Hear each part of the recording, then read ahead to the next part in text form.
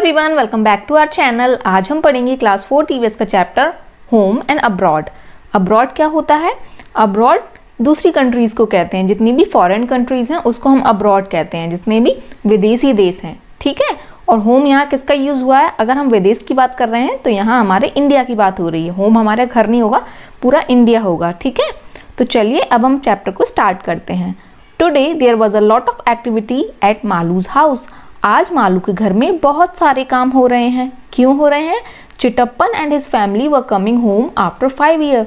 क्योंकि चिटप्पन और उनकी फैमिली 5 साल बाद घर आ रहे हैं।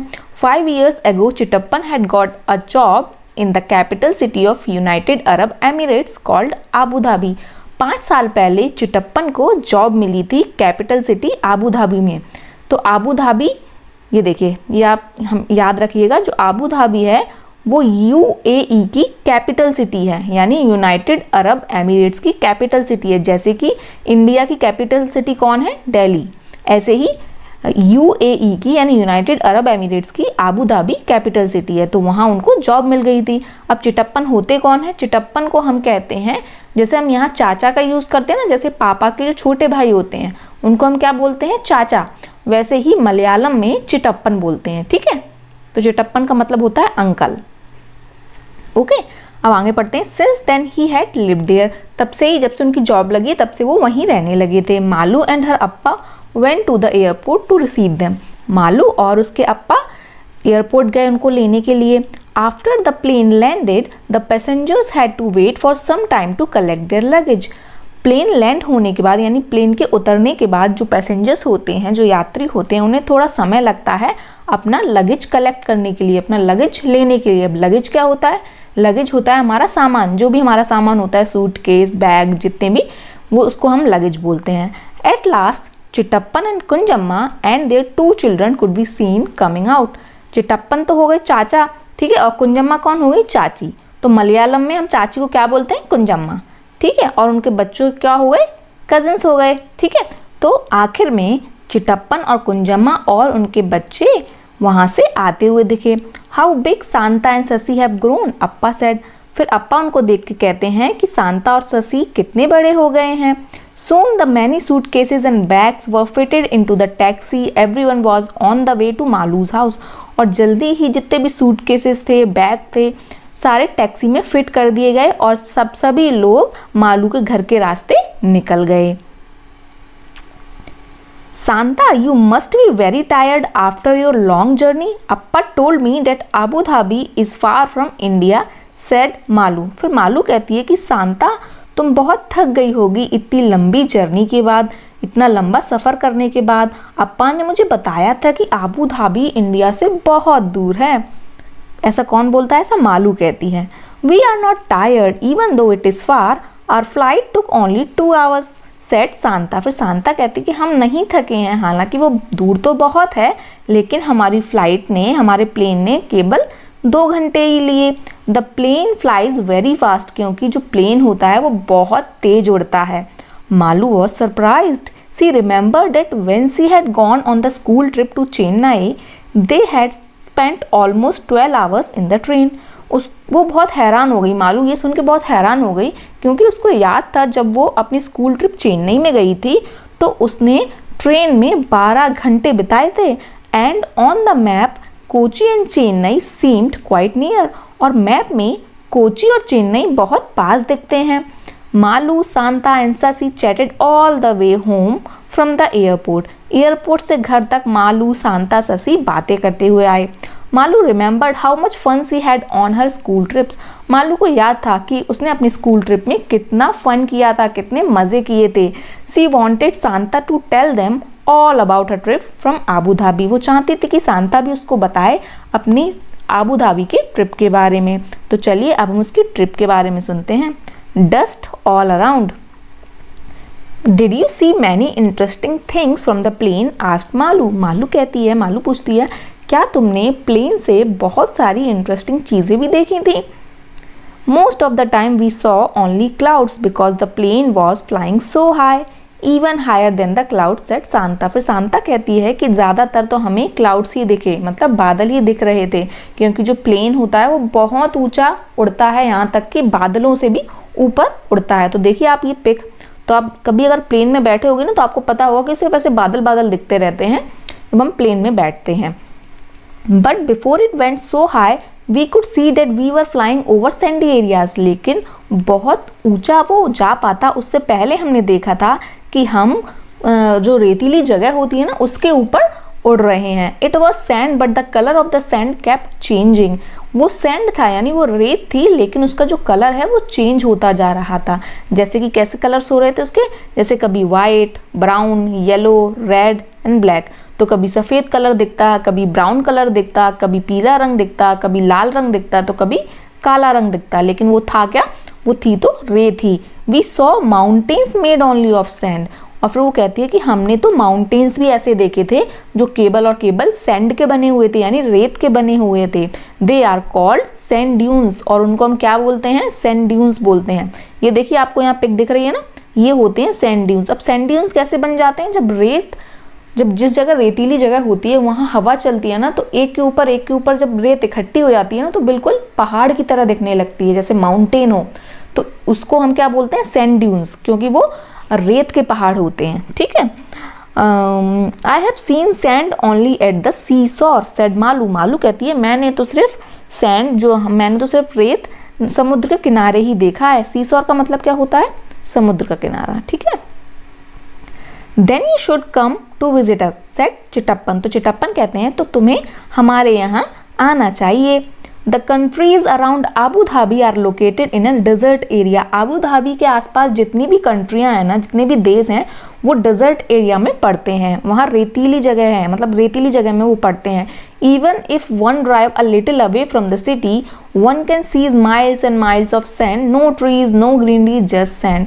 अगर हम आबू धाबी सिटी से थोड़ी सी दूर जाते हैं तो आपको मीलों दूरी तक सिर्फ रेत ही रेत दिखेगा, ना कोई पेड़ दिखेगा, ना कोई ग्रीनरी दिखेगी, बस और बस सैंड दिखेगा। I use to dream of the thick greenery and cool water around our home in Kerala said Kunjamma. फिर कुंजम्मा कहती हैं कि मैं सपने देखती थी कि कैसे हमारे केरला के घर के आसपास पानी पानी रहता था और बहुत ही हरी भरी जगह थी हमारी केरला की, तो इस चीज़ की मैं सपने देखती थी। I am so happy to see all this after such a long time. और मैं बहुत खुश हूँ कि मैंने इतने लंबे समय के बाद ये फिर से सारी चीज़ देखी। The children have almost forgotten how it feels when it rains. बच्चे तो जैसे भूल ही गए थे कि जब बारिश होती है तो कैसा लगता है। You know it almost never rains in desert areas. तुम्हें पता है डेजर्ट एरिया में ना के बराबर बारिश होती है। सेट चिटप्पन। चिटप्पन ने कहा water is really very precious over there. Water वहाँ बहुत ही प्रीशियस है, बहुत ही इंपॉर्टेंट है और बहुत ही कीमती भी है। No rains, no river, no lakes, no ponds. क्योंकि वहाँ ना तो बारिश होती है, ना ही कोई नदी है, ना ही कोई लेक है, और ना ही कोई पॉन्ड है, ना ही कोई तालाब है। ठीक है, ना ही कोई झील है। Even below the ground there is no water. यहाँ तक कि जमीन के नीचे भी पानी नहीं है। But added Sasi there is lot of oil under the sandy soil. लेकिन फिर शशि बोलता है कि लेकिन जमीन के अंदर वहाँ ऑयल बहुत है। जितनी भी सैंडी सॉइल है ना, जैसे मिट्टी है, रेतीली जो मिट्टी है उसके नीचे क्या है? वहाँ ऑयल है। कैसा ऑयल? जिससे हम पेट्रोल बनता है ना, वो ऑयल। ठीक है। So petrol is easily available in these countries. इसीलिए वहाँ जो पेट्रोल बहुत ही आसानी से मिल जाता है। In fact petrol is cheaper than water. यहाँ तक कि जो पेट्रोल है वो पानी से सस्ता है, क्योंकि पानी वहाँ बहुत मुश्किल से मिलता है और पेट्रोल बहुत आसानी से मिल जाता है, इसीलिए वहाँ पेट्रोल सस्ता है। By this time the taxi had reached Malu's house. इतने समय तक जो टैक्सी है वो मालू के घर पहुंच चुकी थी। Santa and Shashi were surprise to see so many fruit trees like coconuts, bananas, jackfruit, papaya, betel nut, so many kind of trees. Shashi said we use to see only one kind of tree there, the date palms, because it is the only one that can grow in the desert. तो जब वहाँ वो लोग पहुँचे मालू के घर तो Santa और शशि बहुत ही हैरान हो गए बहुत सारे फलों के पेड़ देख के। जैसे कि कोकोनट ट्री तो बहुत ही कॉमन ट्री है केरला में, तो वहाँ कोकोनट दिखे उनको, बनाना ट्री दिखी, ठीक है, जैक फ्रूट यानी कटहल, पपाया, पपीता, बीटल नट, तो बहुत सारे उन्होंने अलग अलग तरह के पेड़ देखे। तो वो देख के वो एकदम सरप्राइज्ड हो गए, हैरान हो गए कि कितने सारे पेड़ हैं। देखिए बीटल नट क्या होता है, सुपारी, सुपारी आपने देखा होगा ना, जो खाते हैं, पान में लगा के भी खाते हैं, कई लोग खाते हैं ना, तो वो वाली सुपारी, उसका भी वहाँ पेड़ लगता है, ठीक है। बाकी कोकोनट तो आप जानते ही हो, बनाना यानी केला, जैक फ्रूट यानी कटहल और पपाया यानी पपीता, ठीक है। तो शशि कहती है कि हमने तो सिर्फ एक ही तरह के वहाँ पेड़ दिखते थे जो कि डेट पाम्स, डेट क्या होता है, खजूर, ये देखिए ये जो खजूर है ना, यही पेड़ उनको वहाँ दिखते थे। ऐसा क्यों था, क्योंकि ये जो पेड़ हैं वो बहुत ही आसानी से डेजर्ट एरिया में ग्रो हो जाते हैं, उग जाते हैं। सिर्फ यही एक पेड़ है जो कि वहाँ बहुत कॉमन फ्रूट है ये, ठीक है, क्योंकि इसको बहुत कम पानी लगता है इस पेड़ को, इसीलिए ये डेजर्ट एरिया में बहुत ही ईजिली ग्रो हो जाता है, उग जाता है, ठीक है। ओके, उसके बाद हम आगे देखते हैं nice gifts and photographs. After they had met everyone, Kunjamma unpacked their bags. जब वो सभी लोग एक दूसरे से मिल गए, फिर कुंजम्मा ने अपने बैग को खोला। They had brought gift for everyone, वो सभी के लिए गिफ्ट्स लेके आए थे। They gave dates for everyone to eat, वहाँ डेट्स बहुत कॉमन है, जैसे मैंने आपको बताया खजूर, उन्होंने वो सबके लिए खजूर भी लेके आए थे, तो उन्होंने सबको खजूर दिया खाने के लिए। The dates were very sweet and tasty, और जो डेट्स थे, जो खजूर थे, बहुत ही मीठे और टेस्टी थे, स्वादिष्ट थे। Shashi showed Malu some notes and coins, Shashi ने मालू को कुछ नोट्स और कॉइन्स दिखाए। Shanta explain that the money they used in Abu Dhabi was different and was called dirham. तो फिर शांता कहती है, बताती है कि जो मनी हम आबू धाबी में यूज़ करते हैं वो यहाँ से डिफरेंट होती है, यानी इंडिया से डिफरेंट होती है, और उसको हम क्या बोलते हैं, दिरहम। जैसे हम यहाँ रुपए बोलते हैं ना इंडिया की करेंसी को, वहाँ आबू धाबी की करेंसी को हम क्या बोलते हैं, दिरहम। तो ये आपको याद रखना है, ठीक है, dirham. It had some writings in their local language Arabic, और उसमें कुछ लिखा भी रहता है, जो उनकी लोकल लैंग्वेज क्या है, अरेबिक। हमारे जैसे केरला में जो लोकल लैंग्वेज है मलयालम, उसी तरह आबू धाबी की लोकल लैंग्वेज है अरेबिक, ठीक है। They also showed many photographs of the place where they lived, और वो जहाँ रहते हैं वहाँ की उन्होंने बहुत सारी फोटोग्राफ्स दिखाई। चिट्टप्पन गेव मालू अ ग्लोब, चिट्टप्पन ने मालू को एक ग्लोब दिया। ग्लोब क्या होता है, ये देखिए आपको पिक्चर में दिख रहा है, ये होता है ग्लोब, जिसमें पूरे दुनिया का मैप होता है, मतलब सारे कंट्रीज होती हैं इसमें, सारी जगह के नेम होते हैं, ठीक है। He said Malu why don't you locate Abu Dhabi on this, locate Kerala also. फिर वो कहते हैं कि मालू क्यों ना इसमें तुम आबू धाबी को ढूंढ के बताओ, और साथ ही साथ केरला को भी ढूंढना। The children enjoyed playing with the globe and looking for different places on the globe. तो जो बच्चे हैं बड़ा ही इंजॉय करने लगे, ग्लोब में जगह ढूंढने लगे, कभी आबू धाबी देखते, कभी केरला देखते, ठीक है। Malu found Chennai and Kochi also, Malu ने तो चेन्नई भी ढूंढी और कोची भी ढूंढी, ठीक है। In the evening everyone sat in the बरामदा enjoying the breeze and looking at the photographs. शाम को सभी लोग बरामदा में बैठे और ठंडी ठंडी हवा को एंजॉय कर रहे थे और फोटोग्राफ्स देख रहे थे। They saw that in Abu Dhabi the buildings were tall with many storeys and big glass windows. तो उन्होंने देखा कि आबू धाबी की जो बिल्डिंग्स हैं वो बहुत बड़ी हैं, बहुत लंबी लंबी बिल्डिंग्स हैं, बहुत सारे मंजिल हैं उसमें, बहुत मंजिलों वाली बिल्डिंग्स हैं और बड़े बड़े कांच के ग्लास वाली खिड़कियां हैं। Malu said you must be getting nice cool bridge through the big Windows. तो मालू कहती है तुम्हें तो बहुत ही ठंडी ठंडी हवा मिलती होगी इन बड़ी बड़ी खिड़कियों से। Chittappan said we can not open the windows because of the heat. Chittappan फिर कहते हैं कि हम तो खिड़की को खोल भी नहीं सकते गर्मी की वजह से। It is air conditioned inside, और अंदर एसी लगा रहता है। वेयर एवरीवन स्टेज, जहाँ सभी लोग रहते हैं। As the weather is very hot people wear loose cotton clothes and keep themselves fully covered even the head is covered. वहाँ बहुत गर्मी, वहाँ का जो मौसम है वो बहुत गर्म मौसम है, बहुत गर्मी होती है वहाँ, और यहाँ तक कि जो लोग होते हैं वो बहुत ही ढीले ढाले कॉटन के कपड़े पहनते हैं और अपना सर भी ढक कर रखते हैं। This protect them from the strong sun. ये जैसे सर ढक के रखेंगे और कॉटन के कपड़े, ढीले ढाले कपड़े पहनेंगे, उससे क्या होगा, हवा भी आसपास जाएगी और सूरज की रोशनी से प्रोटेक्शन भी मिलेगी। Malu enjoy looking at the pictures and finding out about the other country from her cousins. Malu बहुत ही इंजॉय कर रही थी, पिक्चर्स को देख रही थी और दूसरी कंट्रीज के बारे में भी अपने कजन से पूछ रही थी। She constantly kept comparing her city with the images that they described about Abu Dhabi. और वो कॉन्स्टेंटली मतलब लगातार वो क्या करती जा रही थी, अपनी सिटी को और आबू धाबी को कंपेयर करती जा रही थी कि वहाँ ऐसा होता है, हमारे यहाँ ऐसा होता है। Decided that she would make a project report about Abu Dhabi for her class. तो उसने डिसाइड किया कि वो एक प्रोजेक्ट रिपोर्ट बनाएगी आबू धाबी के बारे में अपनी क्लास में। ठीक है, तो ये हो गई हमारी स्टोरी। अब देखिए इसमें जो ब्रीज की बात हुई है, ब्रीज मीन्स क्या होता है, ठंडी हवा, जो ठंडी सी हवा आती है ना उसको हम ब्रीज बोलते हैं। ठीक है, अब नीचे आपसे कुछ क्वेश्चंस पूछे हैं, डिस्कस एंड राइट।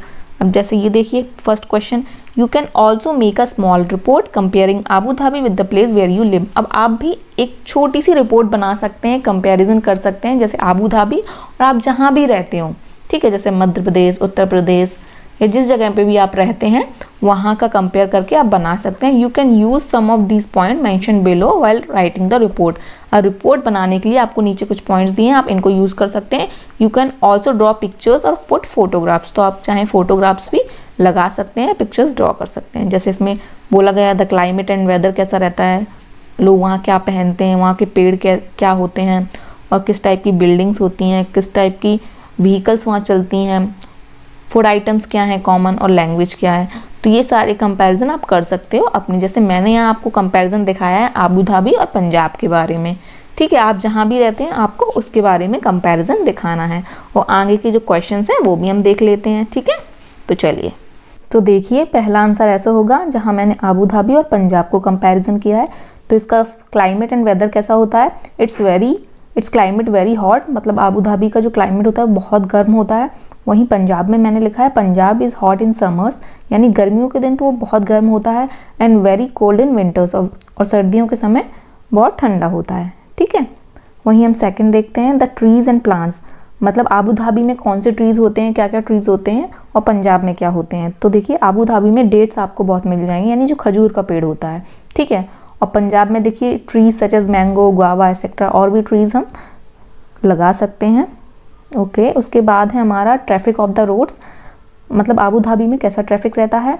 तो डिफरेंट टाइप्स ऑफ कार्स, वहाँ आपको अलग अलग तरीके की कार दिख जाएंगी। वहीं पंजाब में बाइसिकल्स, बाइक्स, कार्स एक्सेट्रा बहुत सारी चीज़ें आपको दिख जाएंगी सड़कों पर। ठीक है, उसके बाद नेक्स्ट है हमारा common food items. Common food items क्या क्या होता है, तो देखिए आबू धाबी में क्या होता है, हरीज, डेट्स, सलोना, मदरूबा। ठीक है, ये सारी चीज़ें होती हैं।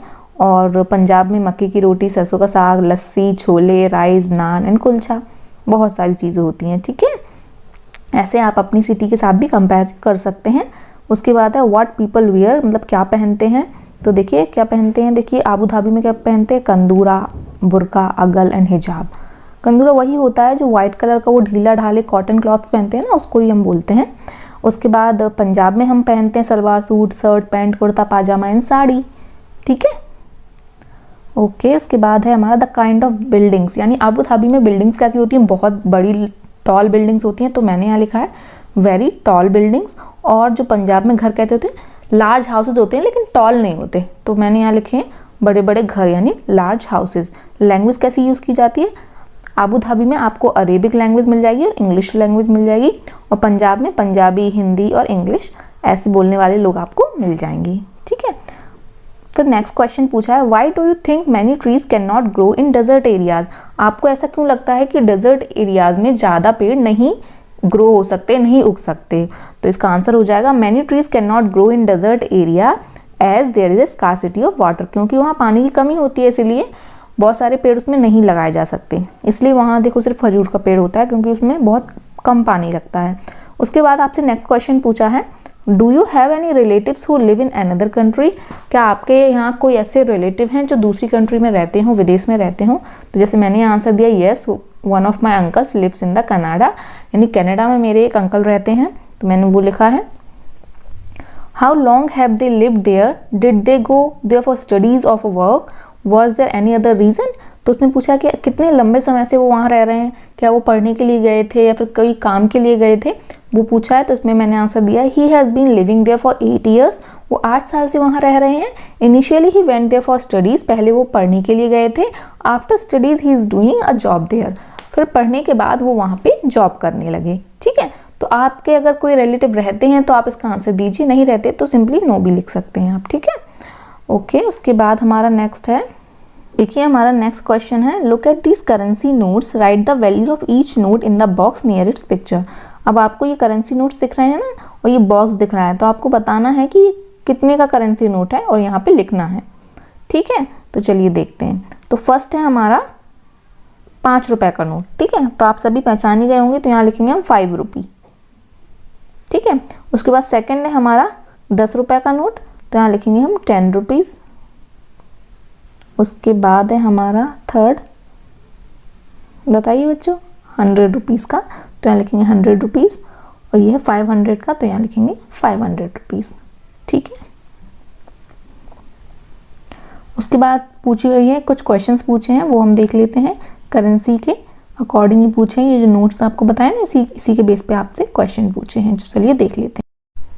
तो देखिए आपसे क्वेश्चन पूछा है, to which country does this currency belong, how did you no.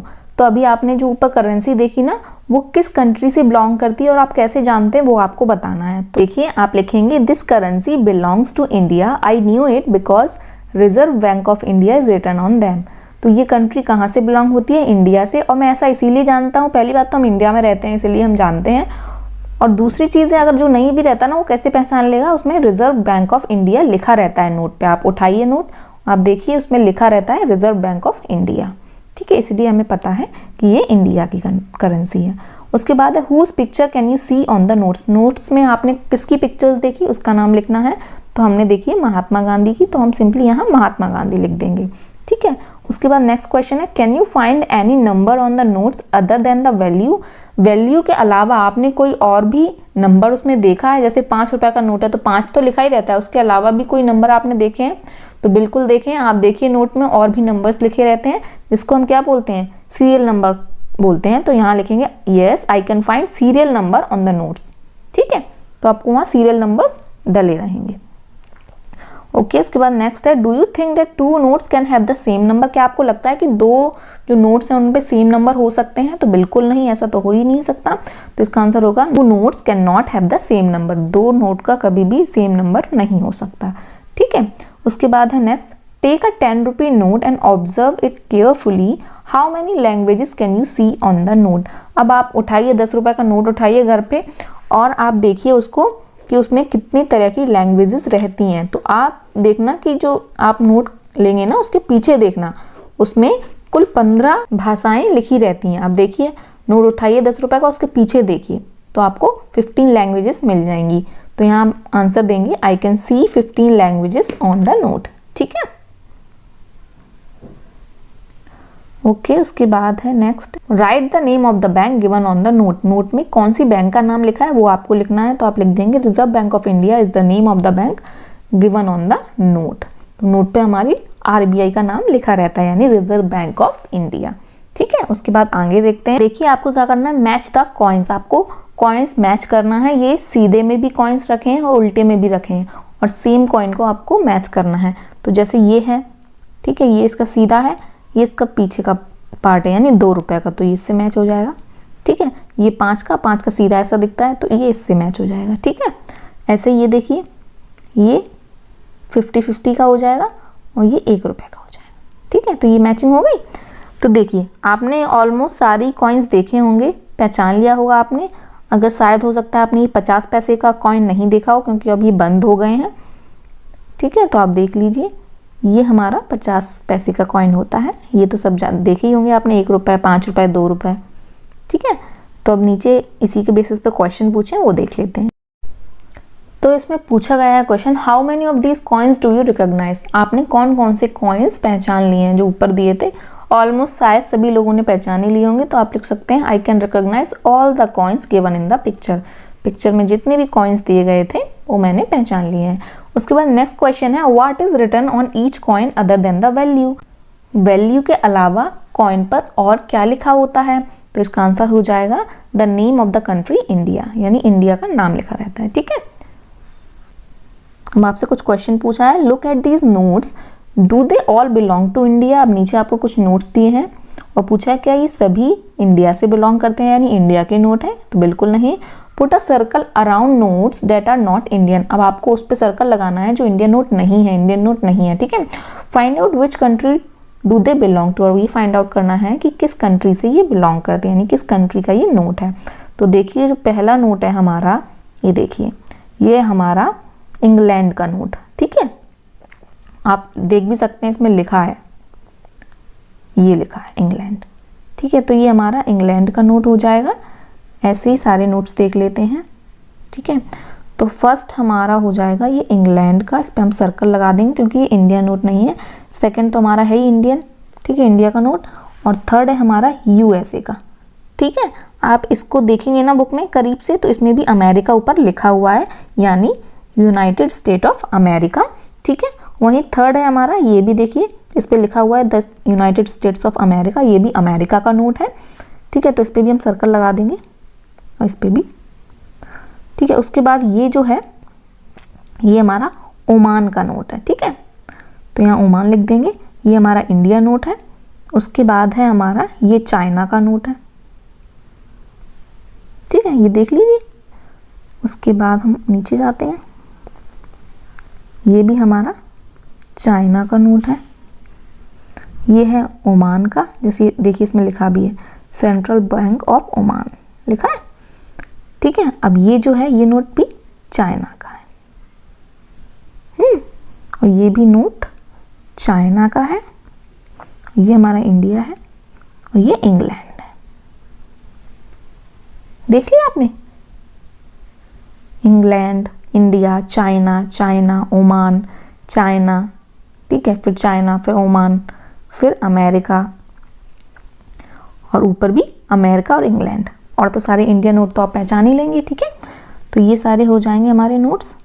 अच्छा, ये चैप्टर हमारा यहीं खत्म होता है। आई होप आपको अच्छे से समझ आया और अच्छा लगा तो प्लीज़ वीडियो को लाइक कीजिए और चैनल को सब्सक्राइब कीजिए और अपने फैमिली और फ्रेंड्स के साथ शेयर भी कीजिए। Thank you for watching.